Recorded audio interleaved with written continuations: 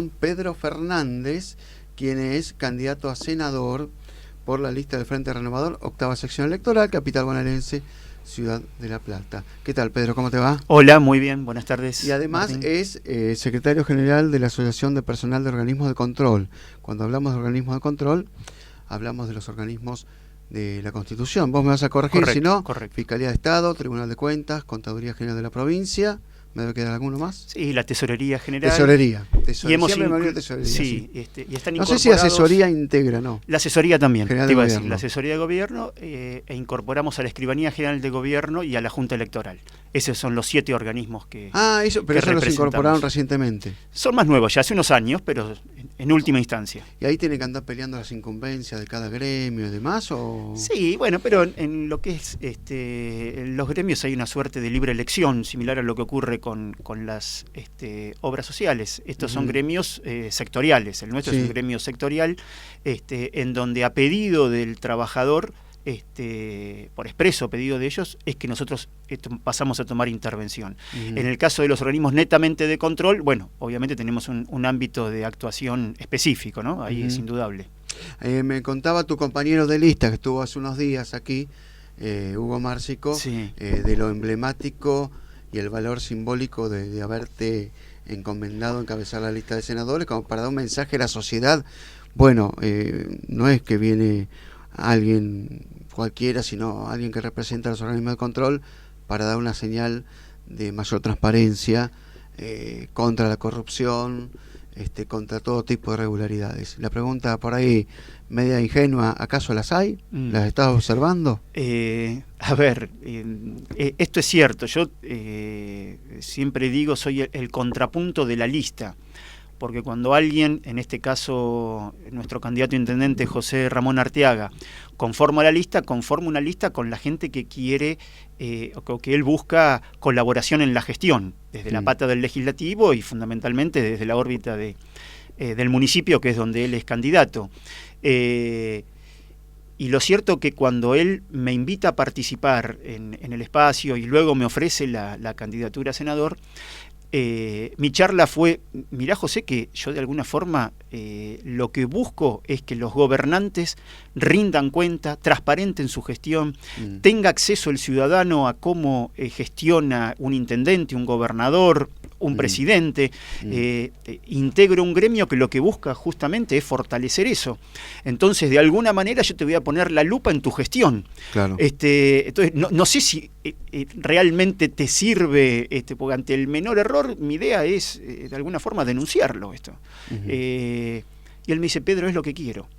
Además de trabajar mucho y de gestionar mucho, quiero tener un gran control sobre mis espaldas, porque es la mejor forma de cambiar la política. Y creo que esto es lo que entendió Arteaga, que la gente va por una vereda y el político va por otra vereda. Es que la gente está roto el tiene canal. Sus preconceptos respecto de la dirigencia política, pensando estos muchachos van para hacerla para ellos, Exacto, para hacer su gran diferencia, y es como que ustedes estamos hablando que hace falta dar, como vos decís, el contrapunto contra es esa mirada que si social. no, esto no cambia. Creo que está roto el vínculo del político con el ciudadano común. Está roto. Hay un descreimiento, no hay confianza, siempre hay mal olor en esto. Y lamentablemente pasa hace muchos años y se ha ido incrementando esto. Es decir, la decadencia de la política es cada vez peor. Entonces, nos parece, y esto es un poco lo que siempre pregona el gremio del control público, que la forma de acercar al político con el ciudadano es a través de la transparencia en la gestión, a través de un buen control. Si no hay control, no hay transparencia. Y si el control no es informado, que esa es la otra pata, no hay transparencia. Entonces, a lo que apuntamos en el caso de la provincia y de la municipalidad, con el espacio de masa local, es justamente reforzar todo lo que sea control público y control ciudadano. Creemos que los organismos de control actuales, que están por constitución y algunos por leyes, tienen que ser reformulados en muchos aspectos, tienen que ser fortalecidos en muchos aspectos, desde el presupuestario, cantidad de personal, y tiene que haber una sinergia de control con el ciudadano. El ciudadano tiene que conocer cuáles son los organismos que constitucionalmente tienen la obligación de controlar. Y yo te agrego, como vos decís, el acceso a la información Absolutamente. de los organismos de la Constitución. También. Yo te voy a contar una cosa, como periodista me encantaba cubrir ese tipo de informaciones porque era donde estaba, podía rascar la olla y ver alguna irregularidad, ¿viste? En noticias. He tenido problemas con intendentes por eso y demás. Y por ejemplo, hace unos años, te digo, acceder a resoluciones del Tribunal de Cuentas era lo más imposible que había. Totalmente. Hasta que de repente se dieron cuenta que había que abrir un poquito. Pero llevó años. Contar con Fiscalía de Estado, que en su momento había un fiscal con el cual se podía conversar y hacer entrevistas. Pero no había algo, ¿cómo te puedo decir? Una apertura. Una dinámica o una regularidad en ese acceso. Exacto. Porque de última también se debe tener mucho miedo en cómo se da la información, ¿no? Vos lo percibís eso porque vos representás empleados que también deben ver cada cosa que, no sé. Primero, hay una conjunción de cosas. Primero que la información también de alguna forma está encriptada en un lenguaje complicado de que lo entienda el ciudadano común. Y el periodismo es el periodismo que le gusta esto y que está especializado. Si uno entrega un fallo del Tribunal de Cuentas, por ahí se hace un... Tenés que saber un poco de economía, hay que conocer un poco de administración, exacto, obviamente. Pero nosotros hemos dado una gran batalla o hemos trabajado mucho porque los organismos de control salgan hacia la gente. En los países del primer mundo hay un contacto permanente, falta docencia. Si uno sale a la calle, en la ciudad de La Plata, donde por ejemplo está la sede del Tribunal de Cuentas de la provincia o de la Contaduría General o de la Fiscalía de Estado, y uno le pregunta a cualquier ciudadano cuáles son los organismos que controlan la actividad económica financiera del Estado, de los gobernantes. La gente no lo sabe. No se enseña en las escuelas. Bueno, una ahí vergüenza. Martín, eso es un poco la base de todo. Cuando uno dice hay inseguridad, la educación es la base de todo. Entonces nosotros lo que propiciamos es que esto tenga tratamiento en las escuelas. Yo soy abogado, estudié en la Facultad de Derecho de La Plata y me hablaron de los organismos de control 15 minutos en una cursada de administrativo 2, en una clase de 2 horas.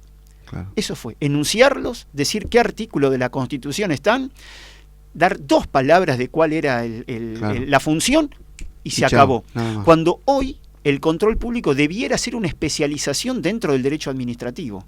Más que es una demanda social, se está convirtiendo en una demanda social el control público. Uno toma a veces conocimiento a nivel internacional. Hoy, por ejemplo, dio la vuelta al mundo el informe que hizo el Tribunal de Cuentas de Brasil, en donde informa en las cuentas de Rousseff, de Dilma Rousseff, irregularidades en la forma de cómo se rindieron cuentas. Bueno, son organismos que siempre tienen un perfil, digamos, bajo en lo que es América Latina. Pero en los países del primer mundo el contacto con los colegios es permanente. Salen a explicar y uno habla... Todavía sigue hablando como en la Constitución de los 3 poderes, poder legislativo, ejecutivo y judicial.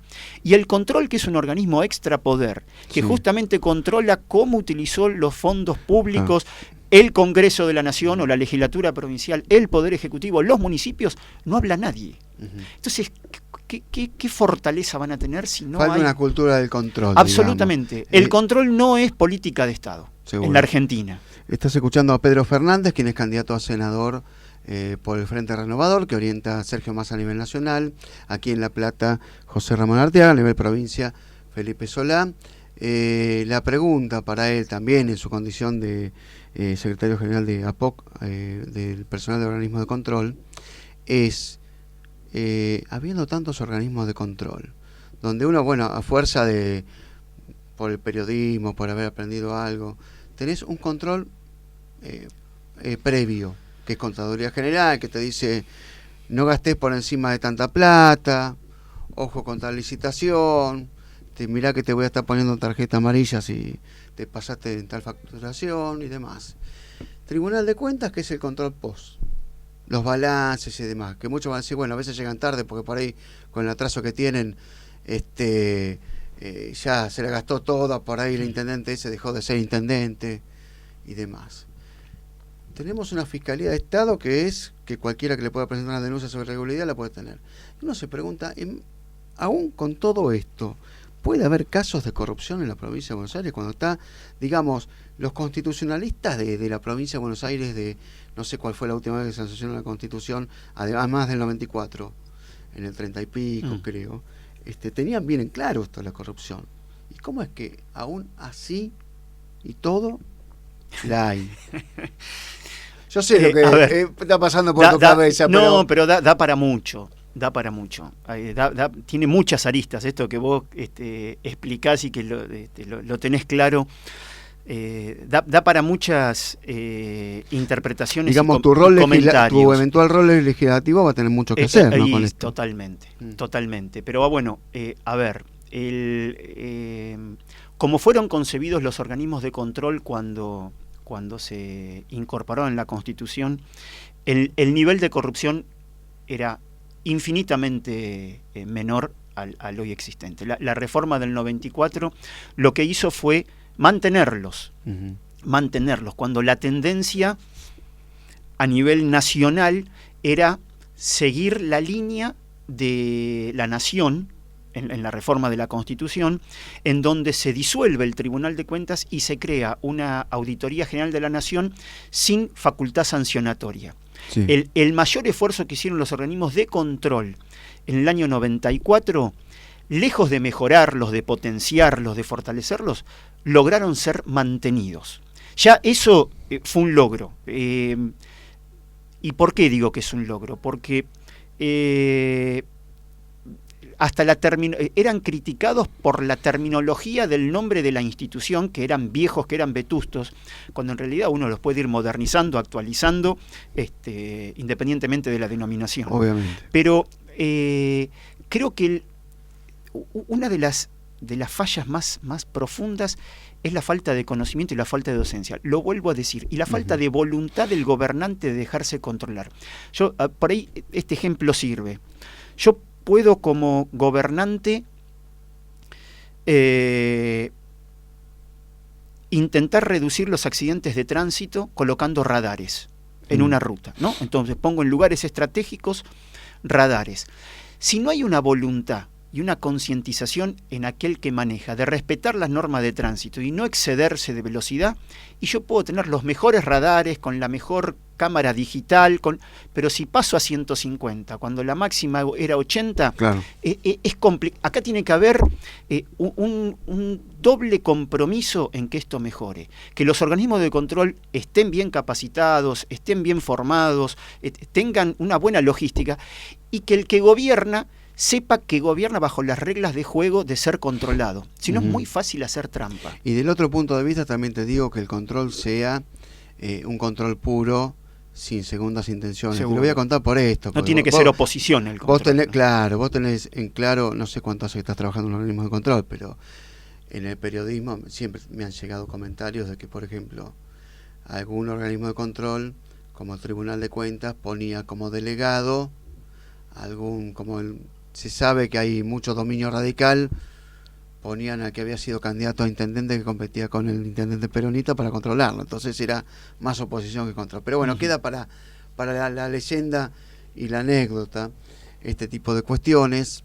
Yo te pregunto por lo siguiente, porque vos hablabas recién de la Auditoría General de la Nación, y estuvo muy en debate desde hace un par de meses a esta parte, por ahí algunos competidores en las elecciones lo están planteando, de hacer una especie de réplica de la Auditoría General de la Nación, tanto en provincia como en los municipios. ¿Vos creés que es necesario o se superpone con otros organismos? A ver, creo que es absolutamente innecesario, pero te lo fundamento y te doy mi opinión. ¿Por qué creo que es absolutamente innecesario? Primero habría que reformar una Constitución.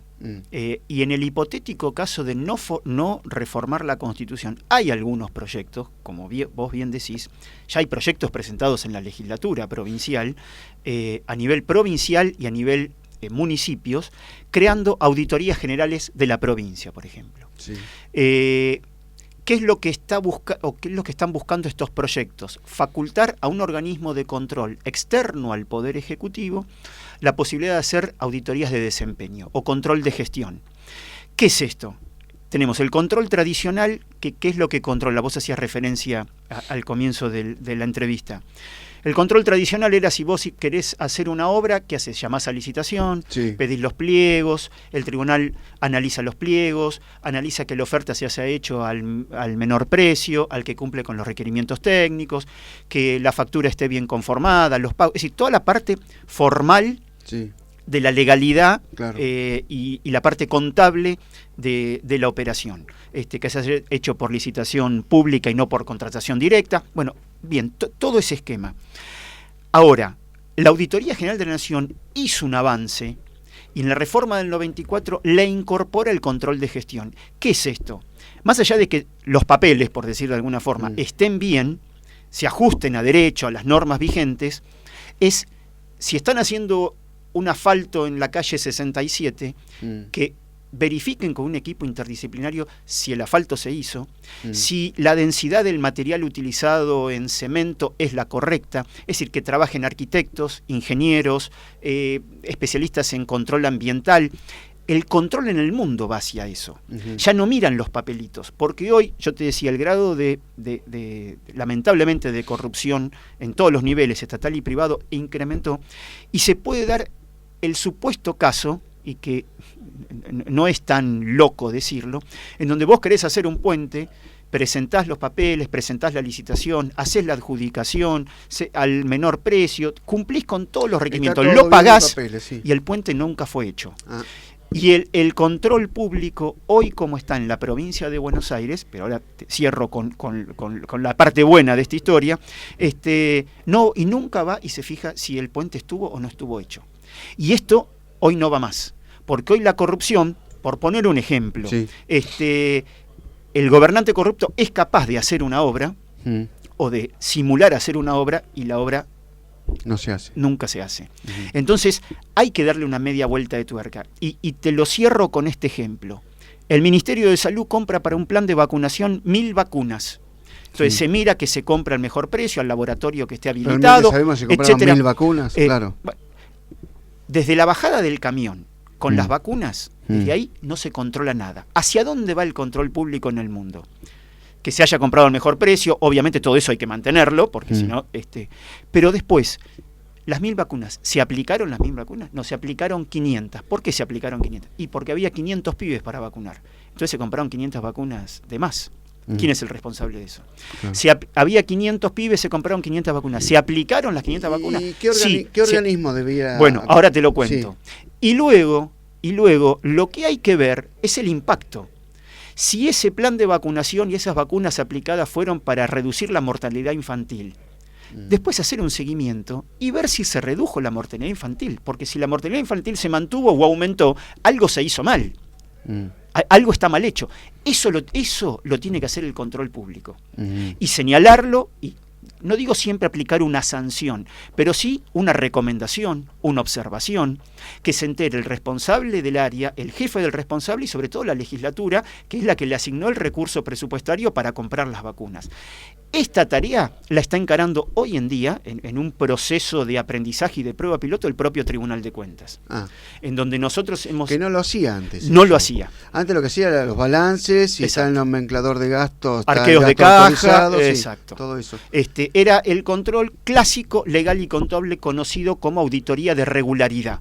El tradicional control pero incrementa financiero, notablemente su función el Tribunal de Cuentas. Absolutamente, y para esto va a requerir... Ya imagino que estás pidiendo más personal para el Tribunal de Cuentas. Pero es que está bien, ¿no? Es Obvio. irrisorio la cantidad de gente, la actual, para hacer el control tradicional. Claro. A esto que se está trabajando, y nosotros como gremio estamos poniendo también todo nuestro apoyo en lo que podemos, logístico, para capacitar al personal del tribunal, altamente compuesto por personal de contador y de abogado. Claro. Entonces, abrirles la cabeza, porque esto también es una tarea de apertura de cabeza, y decir, bueno, muchachos, esto no alcanza. Pero te digo también, no qué importante sería un trabajo con la comunidad, ¿no? Un sondeo donde uno pueda levantar un teléfono en un muestreo aleatorio, charlar con un vecino, se le hizo el asfalto en la esquina de su casa, porque acá tenemos en los papeles que diga sí o no, o una visita sorpresa, se me ocurre un montón de cosas, ¿no? En el primer mundo funciona así, Martín.